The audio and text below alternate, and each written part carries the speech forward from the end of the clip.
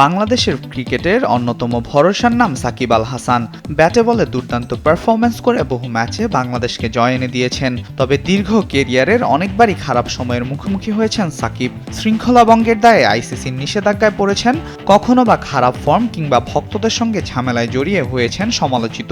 তবে এবারের পরিস্থিতি ছাড়িয়ে গেছে আগে সবকিছুকেই। ছাত্রদের আন্দোলন নিয়ে নীরব থাকায় তীব্র সমালোচনার মুখে পড়েছেন এই টাইগার অলরাউন্ডার।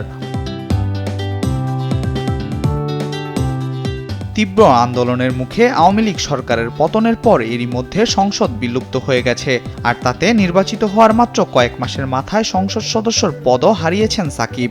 ভক্তদের সমালোচনা, দলের পতন সব ভুলে ক্রিকেটে ফিরেছিলেন এই টাইগার অলরাউন্ডার। পাকিস্তানের বিপক্ষে প্রথম টেস্টে খেলছেন সাকিব, তবে অবস্থা দৃষ্টে ভবিষ্যতে তার খেলা নিয়ে তৈরি হয়েছে অনিশ্চয়তা।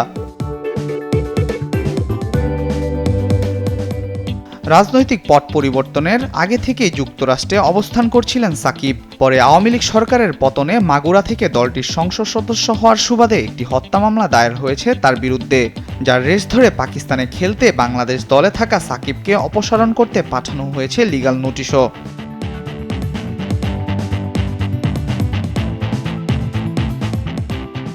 তবে সাকিবের এমন দুর্দিনে পাশে দাঁড়িয়েছেন তার সতীর্থরা। একসময়ের জাতীয় দলের সতীর্থ পেসার রুবেল হোসেন তার ফেসবুকে এক পোস্টে লিখেছেন, বাংলাদেশের রাজনীতিতে সবচাইতে অভাগা একজন রাজনীতিবিদ, যার ৬-৭ মাস রাজনীতির ক্যারিয়ারের ৫ মাসের মতোই ছিলেন দেশের বাহিরে। আপনি সংসদ সদস্য হয়ে কিছু পাওয়ার চেয়ে হারিয়েছেন অনেক কিছু। বাংলাদেশের সমস্ত ক্রিকেটার আপনার পাশে আছে। সাকিব ক্রিকেটেই সুন্দর, রাজনীতিতে নয়। রুবেলের মতোই সাকিবের পাশে দাঁড়িয়েছেন আরেক পেসার শরীফুল ইসলামও।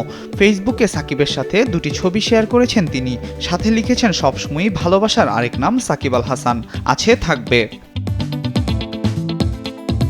এছাড়া সাকিবকে নিয়ে নিজের ফেসবুক টাইমলাইনে পোস্ট করেছেন তার এক সময়ের সতীর্থ সাব্বির রহমানও। তিনি লিখেছেন, সাকিব আল হাসান, যার জন্য বিশ্ব ক্রিকেট বাংলাদেশকে চেনে, শ্রদ্ধা ভালোবাসা থাকবে সবসময়।